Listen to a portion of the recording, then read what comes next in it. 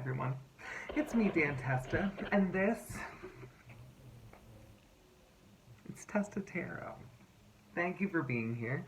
If it's your first time, welcome. If you are returning, thank you for coming back. I appreciate it. Maybe tell a friend if they're into witchy shit. That's great. Maybe a friend brought you here. That's great. I like that too. Okay. So what do I like to do in this space? I like to pull tarot cards. Tarot card will be reflective of the energies for the upcoming week. And then I like to pull some oracle cards that give us a little bit more clarity around that. I like to mention this is a collective reading, so it may not resonate with you, and that's okay. I say take everything I say here with a grain of salt. And if you don't like the taste, you can just spit it out. Okay? So take a deep breath, everyone. Exhale whenever feels good for you. I'm going to do the same.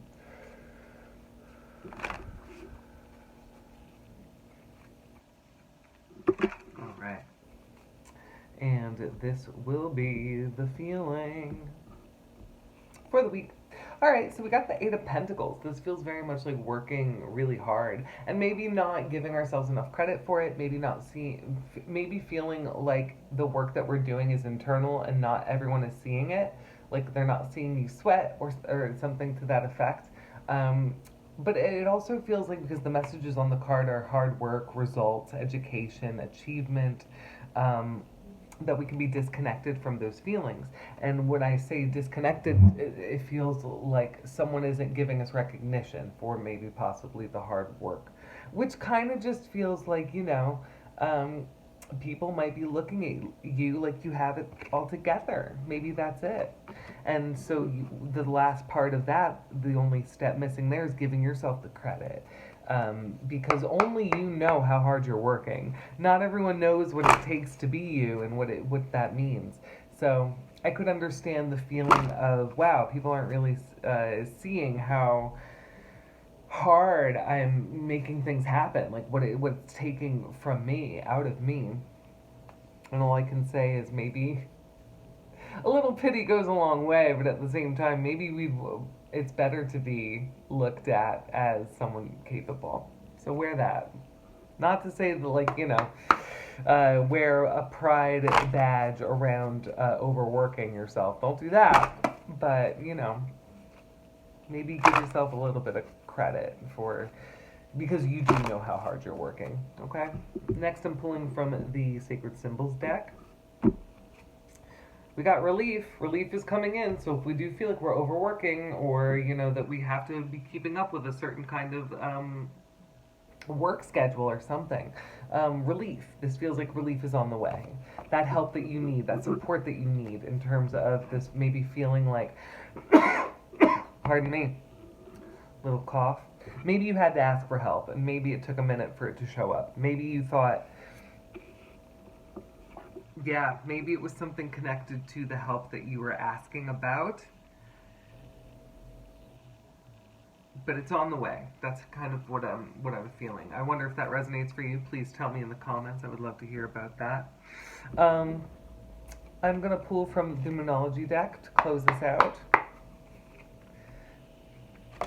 But yeah, what can we do while we're waiting for the troops to rally, while we're waiting for help to come? Not panic, okay? It's on the way, so breathe into that. But yeah, what can the moon teach us about this time of waiting, or this time of support? The answers you need are coming. Full moon in Gemini. So yeah, it feels definitely like a time to give yourself a break in terms of how hard you've been working to keep things afloat. Relief is coming. It might be coming in the form of friends, like I said, family showing up, maybe money, however, whatever support you were looking for that you needed, it's on the way. And this does feel very, very much like answers are also part of what was needed. Not just support, but we needed clarity. So that's on the way as well. So yay! I would love to read a little bit from the book on this. Why not? And then, yeah, if you're interested in a reading with me, we can do it in person, over Zoom. I do recorded readings as well, so I can pre-record them ahead of time for you, so you don't have to worry about timing. And, yeah, reach out to dantestattarot@gmail.com, and feel free to check out my website, testatarot.com. Please, thank you. Okay. The answers you need are coming. This card is a reminder that it's important to speak your truth. Ah, there's that. When I was coughing, I was like, communication, like that throat chakra. But remember that your words have consequences and impact your listener. Right now, you need to guard against indiscretion. The answers you need may well come soon. The issue you're facing could well be one or a few conversations away from being resolved. If you're inquiring about a love situation, a little flirting might be called for. If you're in the middle of an argument, this card comes to you as a reminder of the old, very non Gemini message: least said, soonest mended. It's good to talk, but be careful you aren't causing yourself any issues with your words. Words have enormous power. As metaphysician Florence Scovel Shinn put it, your word is your wand. You create magic and your own reality every time you express yourself.